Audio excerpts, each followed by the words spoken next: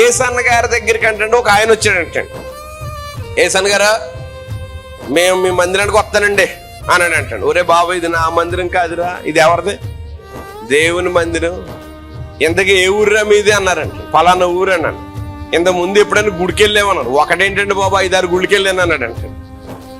మరి ఇప్పుడు 5-6 గుళ్ళల్లో ఏది బాగోలేదేంట్రా అన్నాడండి. బాగోలేదండి, అందుకని ఇక్కడికి వచ్చాను అన్నాడు అంటండి. ఏసన్న గారు అన్నారంట, ఒరే నువ్వు రాకరా బాబు ఇక్కడికి, ఆల్రెడీ 5 గుళ్ళు చెడగొట్టావు నువ్వు. ఇక్కడికి వచ్చిన తర్వాత దీన్ని కూడా నువ్వు చెడగొడతావు. గుళ్ళన్నీ మంచియేరా, నువ్వు మంచోడు కాదు, నువ్వు భక్తిపరుడు కాదు.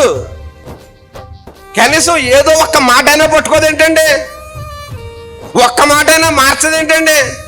చెప్పండి. మారుస్తుంది. కనుక నా ప్రియులారా, గుళ్ళు మార్చేసినంత మాత్రాన మనం భక్తిపరులు అయిపోతాం అనుకుంటున్నారా? కాదు.